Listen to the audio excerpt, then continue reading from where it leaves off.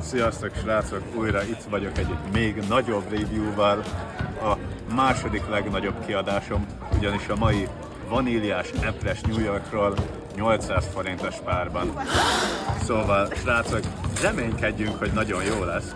Amúgy, figyelj, én ezt megláttam, és nem az árcímkén sokkolódtam, hanem hogy amúgy tudod, ilyet nem lát minden nap az ember egy látványpékségben. Szóval nem is váratlak meg titeket, srácok. Csapjunk bele!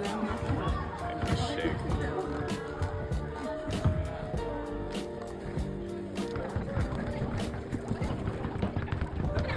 Ezt is kivágjuk majd? Majd úgyis kivágjuk. Nyilván beleharaptam a jó mázas részébe.